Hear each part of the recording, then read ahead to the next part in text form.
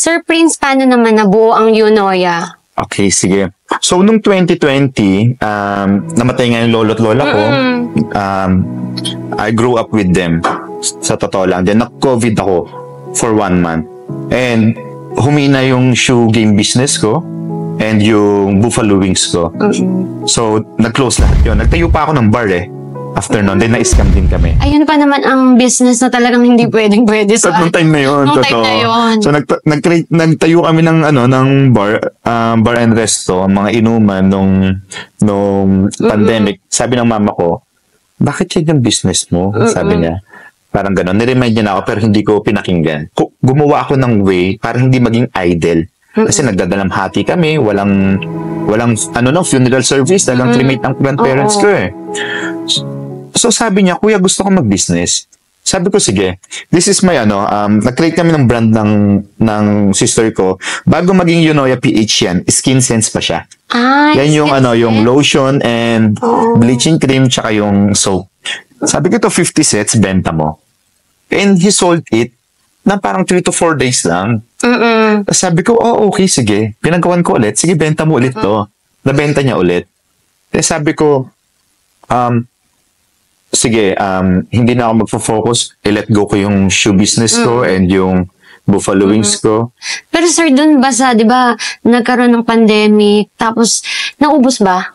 Hindi naman. Parang naubos yun. Di ba, syempre, hindi na maganda yung operations ng Buffalo Wings at saka yung shoe business.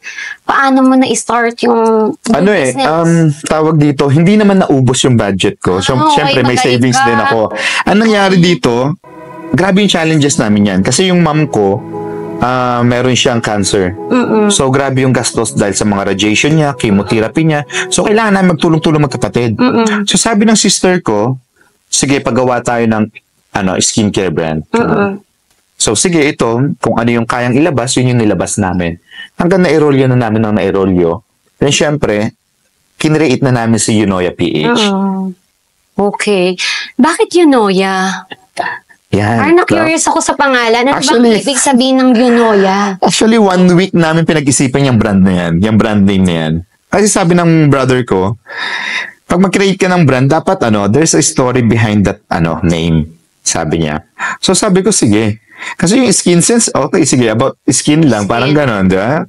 So sinabi niya sa akin na isip tayo, sabi ko. So hanap-hanap kami, search pa kami. Kung ano-ano pumapasok sa isip namin Then biglang, si Eunoia, ilang beses lumabas sa amin, parang ilang beses namin nakita. Then parang, Eunoia, parang gano'n. Then, yung ibig sabihin kasi ng Eunoia, beautiful thinking. Wow, ang ganda pala ng meaning. Oo, beautiful thinking. Parang anong word ba siya? Alam ko Greek Parang gano'n, Greek siya, no? Parang Greek siya, no? Then, ang sabi ng sister ko, kasi di ba yung brother ko, he is very positive sa lahat ng buhay. Kahit anong nangyayari sa amin, we need to be positive. Kahit ang daming problema, may mga nawala sa buhay namin, gano'n.